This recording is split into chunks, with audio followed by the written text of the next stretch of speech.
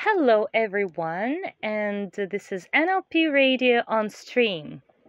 Hello, everybody. And I absolutely love being here with my guest, Alexander Gerasimov, a trainer of NLP practitioner, NLP master, a famous negotiator in Russia. Geography of seminars and trainings led by Alexander is 22 countries and 70 cities. And today the topic we are touching upon is going to be 3 perception positions in NLP. 3 positions of perception. Alexander, what is it? Три позиции восприятия – это, по большому счету, 3 positions of perception are basically, in the usual common sense, 3 positions of view, or 3 degrees of grammatical person, where the first person refers to a stance, towards a situation, a problem, anything, whatever, through our own eyes, so-called the first position. It is expressed through to me, I, and my pronouns. This is the first viewpoint, the first position, through our own eyes. The second position refers to a stance through eyes, ears of your opponent. It is like putting yourself in other person's shoes. It is the second person in linguistics. To you, you, yours, and so on.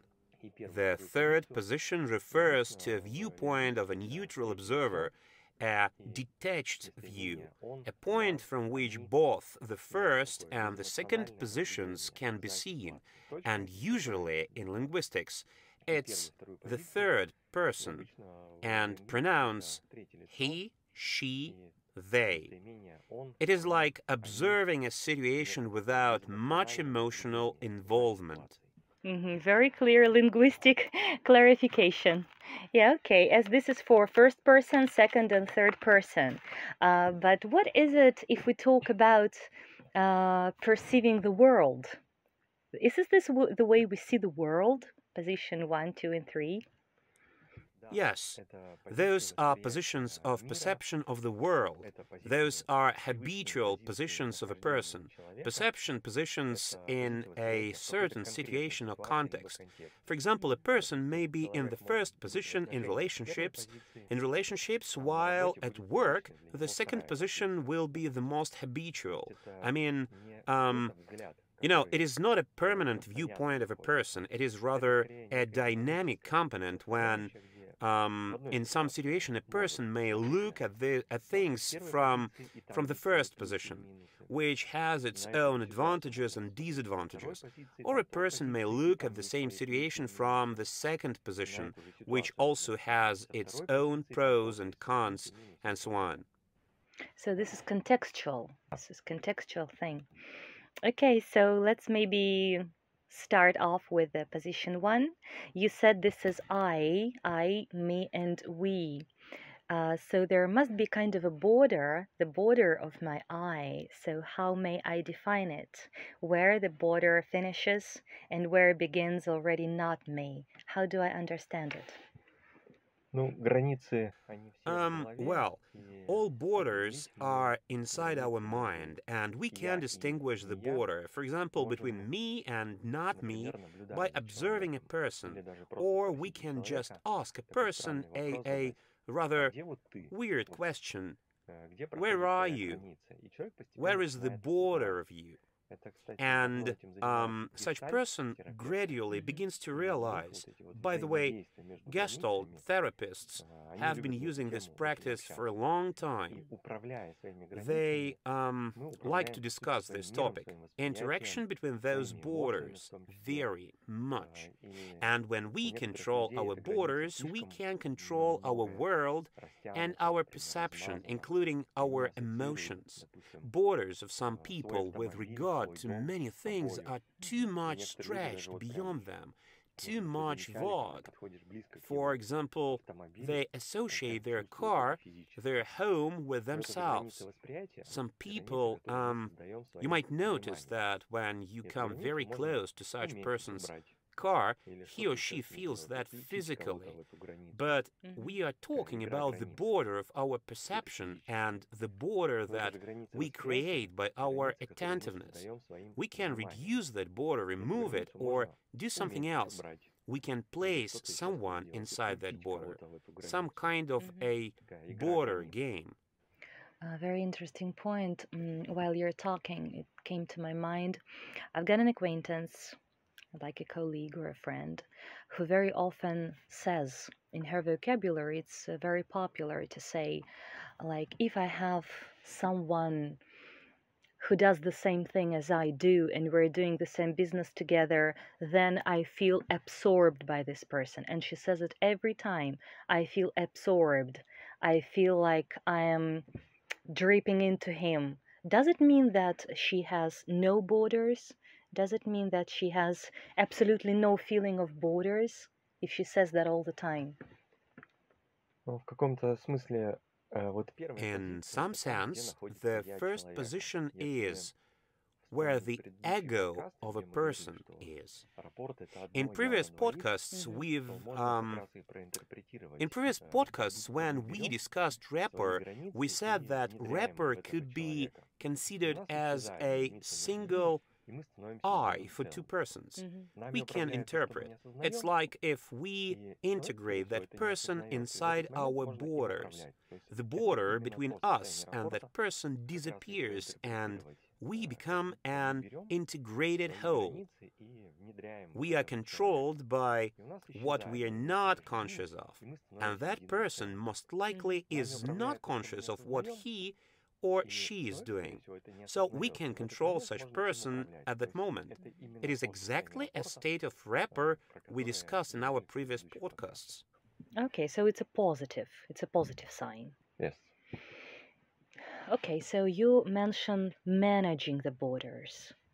Managing. How is it possible to manage your borders? Самый простой способ The easiest way is managing through words. There are possessive pronouns, for example, my pen or my phone. And this phrase refers to a certain state. When you feel that it is your pen, you can make an experiment, put something in front of you, and it doesn't matter whether or not it belongs to you, and feel how your attitude toward that thing changes when you say my pen or my phone. And then let someone else touch that thing. You will feel how that person is touching your borders. Absolutely. Pick-uppers use that all the time. When they cannot touch the lady, they touch her objects, which is the same thing. Это как раз прикосновение. That exactly refers to touching borders, those feelings. Or, on the contrary, you can take your thing and say, that's not my phone, it's someone else's phone. In this case, it is as if you remove the my hashtag from that thing, and it may happen that you leave your phone somewhere and forget it, and remember about it much later. This way, you can easily say farewell to some things. Some people in their intimate relationship call their partner my. A girl says, it's my boyfriend, or a guy says, it is my woman. What's wrong about it? Ну, в России крепостное право отменили. Serfdom in Russia was abolished in 1861. This my can rather be considered as I spend more time and have more intimate relationship with that person than with other people. But a person cannot be considered as physical property, and if a person wants to sell something, to get rid of something, that person may consider that to be belonging to him or to her for a long time. For example, a person has been driving a car for a long period of time, and sometime that person gives a name to that car. The owner treats his car as, well, at least as if it were his pet. or even more, as if it were a family member. Have you ever tried to sell a family member? Well, I guess it is almost impossible. The necessary step in this situation is to remove this possessive pronoun my, to remove those borders, and then, oddly enough, ecology will be taken into account, and that car will be sold easier. It is a life hack, by the way. Some people are fond of collecting things. We can call them economic persons. You know, such people, such person begins to have more and more, things around him. If such person stays at some place for a long time, lots of unnecessary things begin to pile around him or her, so it would be reasonable to clear out that place, to declutter it, by removing the feeling of yours. For example, using words. Later, we will discuss submodalities, and we will discuss a very good technique allowing to remove the feeling of possessing something. Right, and this is all was about position one and feeling, which is the border of me. In a very complicated way has Alexander explained it, but okay, looks like I got into it. I think that position two is more interesting and exciting to discuss. Position two, this is kind of already interaction with another human being or another something. So I think that we will dedicate more time discussing position two, because with the first, everything is generally clear. So how to use the skill of getting into second position, and actually how to get in the second position. The second position refers to ability to put yourself in other person's shoes, or even to become the other person. But we have a very critical specification here. We don't become an integrated whole with other person, we become the other person. When we become an integrated whole, it is some kind of a mixture of the first and the second positions, a cocktail of positions. If we are talking purely about the second position, it's about leaving your first position and transferring into the second one, to become the other person. There are various ways to do it. For example, through imitation, when we begin to mimic another person's actions, his pose, intonation, gestures, terms, words used by that person, and so on, etc. Another method is to imagine a person with his or her value system and to try this value system on. Literally, you should make yourself like what other person likes. Subject to a proper approach, it may happen that you begin to understand, feel other person with every fiber of your being. It may even happen that being in a very good second position, you can feel such person. If something happens to him or to her, sometimes you can feel it, even without having a direct contact with such person. I think everyone has such experience. Alexander, let me ask you, is it something inborn that we are born with, or is it something that can be equally developed by anyone? Second position. Are we born with it, or do we develop it in life as a skill? It can be trained. Surely, yes, but some people can do it easier, while it is more difficult to some other people. I suppose it depends on personal experience. For example, some people, since their childhood, when they were communicating with their parents used to ask them, what do that boy or that girl feel? What if it were you? Thus, fostering empathy in their child. What will other neighbors say? what will your classmates think about you? And such person begins to be accustomed to being in the second position, putting himself into other person's shoes, often losing himself. In another family, on the contrary, parents used to say, don't pay attention to what other people think. Be yourself. You are the most important. Everything here is for you, and a person become an egoist to a, well, certain extent. Okay, because while you're talking, I'm trying to analyze my own self, and I certainly understand that second position is not my strongest side. It's not my strongest side. However, maybe still I'm a pedagogue, and the only context in my life where I completely get into the person, it's when I work with a student. When I'm with a student, yes, this is totally a developed skill to be in the second position with him. In all the other contexts, I believe it's not my strongest side. I'm not able to feel what someone thinks, and it seems like an extrasensoric ability to me. It really does.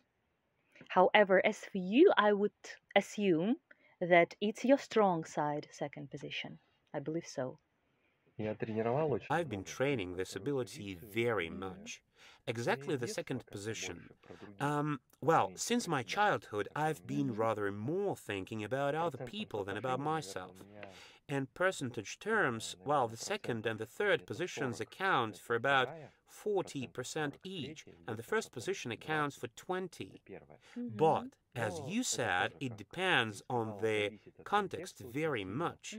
In some situations, I intentionally don't take the second position because contextual requirements, system rules, but in some situations I will be in the first position in spite of everything. There are tools which cannot be bad or good. They can be appropriate or inappropriate. And every position has its own strong and weak sides, its own advantages and disadvantages. So there is no bad position or good, as I understand. The most important thing is relevance, that it is relevant in a relevant situation. Let's try to sum up what we have already said. What are the minuses of position 1 and obvious pluses? The minuses of position 2 and its obvious pluses, just to make it clearer. Pros of the first position are strong made decisions. Sometimes we have to do it. It's like a child crying at a store, I wanna this toy or I wanna this sweet, until he or she gets it. Advantages are enjoying your life. In the first position, a person breathes freely and lives a full life. It immediately becomes a disadvantage.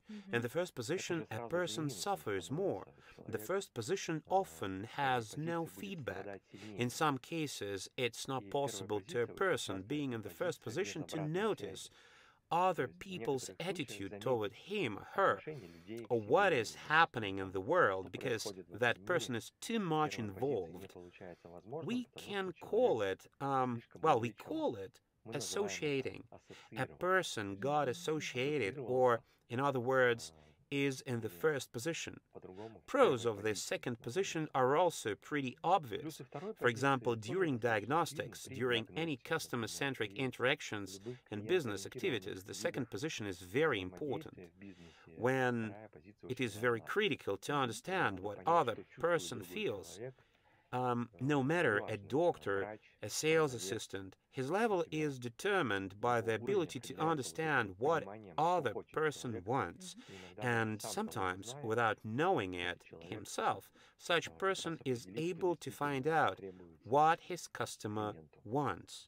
Right. I remember you say that getting into the second position, there are lots of instruments and tools of how we may do it.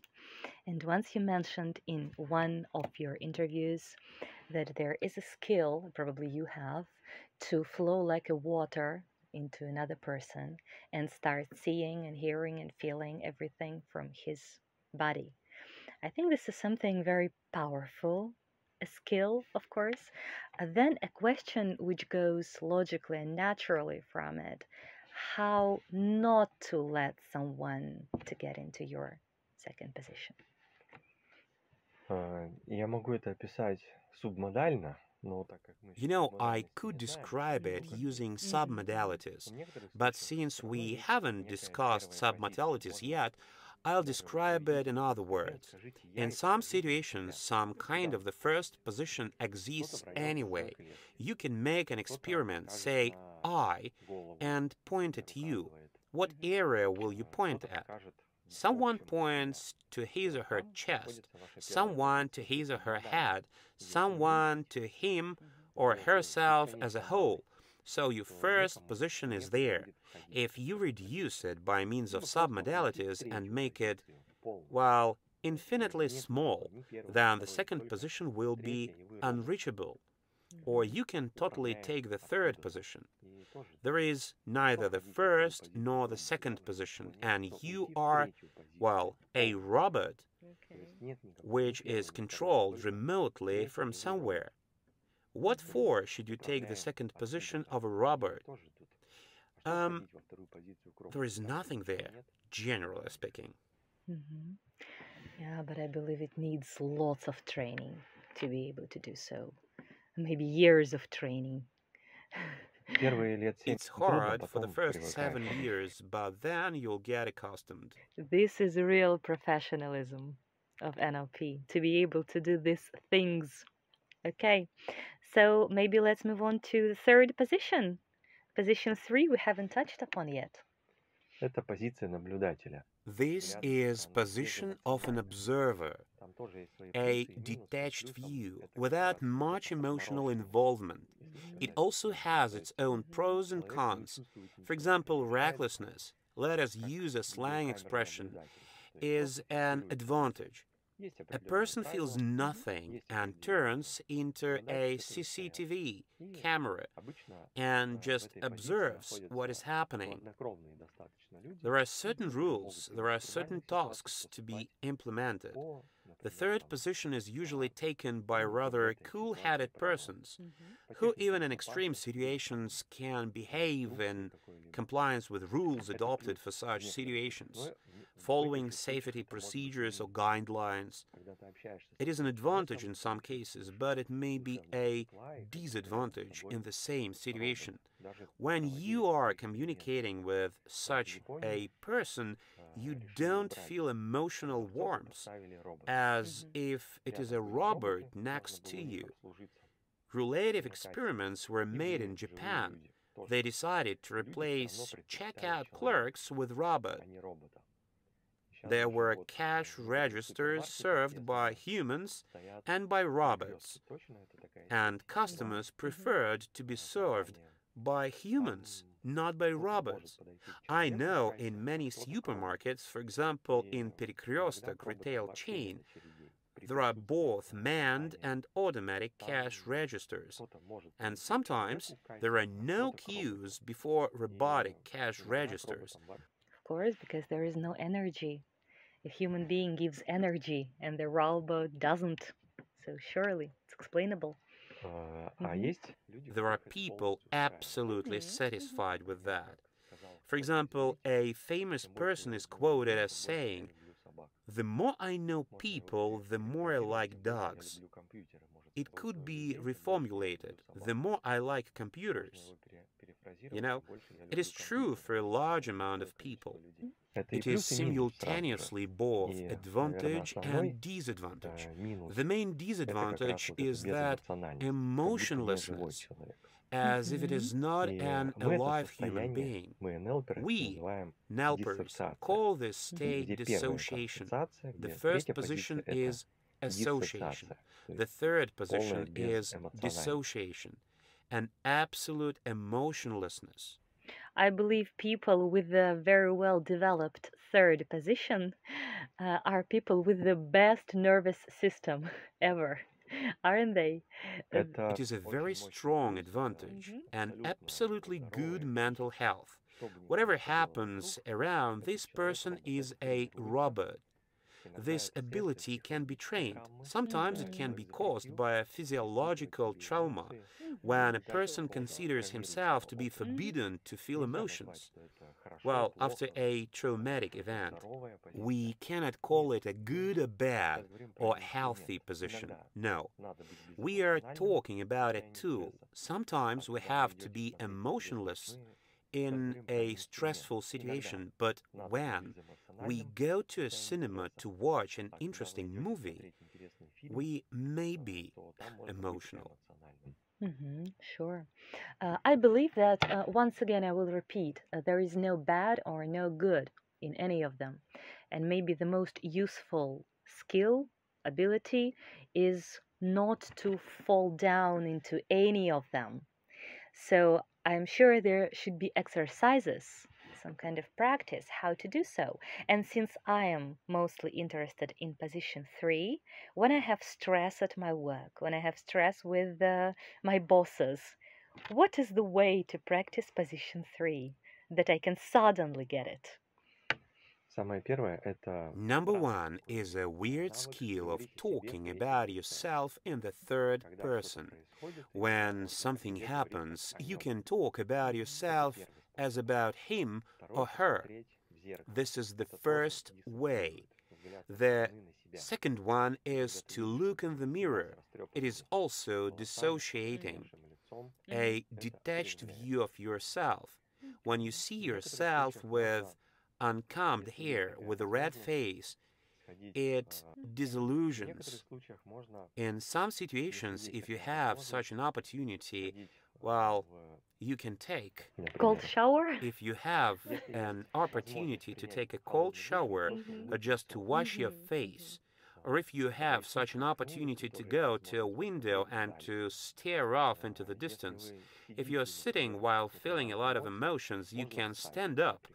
Or, for example, step aside from that place if you're standing. And if you have such an opportunity, you can move away, step aside from a situation. Because there is an anchor on this location. Negative anchor? Wow, you can say it this way. Speaking another description language, it is dissociation, a detached view. You can, for example, it is also a very good method, describe a situation, to start talking about what is happening, but you should not use names, your name or someone else's name. You have to say that person, he came, he said, and you should avoid using emotional expressions. For example, you should avoid saying he is upset. You'd better say he began to breathe slower. His shoulders moved down. He sat and lowered his head. It will be another sort of description, an emotionless description, because as soon as we begin to name emotions, we immediately start getting immersed into them. In order to prevent falling into this first position, all these tools can be used. Well, this was excellent, really. Just immaculate what you just said. I will definitely re-listen to this episode and will practice it. Right, since we have mentioned the 3 positions and each of them in detail, then I would like to get maybe to the last question of this podcast today. Is interposition moving, the moving between the positions? What would you say about that? If you get the feel of the first position, the third position, the second position very well, they are different. Even within the same specific situation, in order to feel a position absolutely pure in comparison to other positions, it is recommended that you should follow a very simple rule: to switch between the first and the second positions only through the position number 3 and backward. Let it be a shower as a metaphor. A person gets back home from his work and takes a shower or changes clothes, puts on homewear before starting doing his household chores. This skill should be reversible. When a person goes to work, he or she puts on a suit or work clothes. On the one hand, it is an anchor, and on the other hand, it is some sort of clearing. So the main rule is that you should, well, necessarily switch between the first and the second positions through the third position. So we can manage it ourselves. For instance, sitting at a meeting, we can change those positions ourselves, right? Managing this process. Okay. Thank you very much, Alexander. That was extremely useful, extremely exactly to the point for today and for now. Okay, I would like to say that no matter how many books you read and no matter how many radio podcasts you will listen to, the only way to really acquire NLP skills is your experience. So please write down below in the commentaries whatever you would like to comment on what Alexander has told us. Thank you, everyone, and goodbye.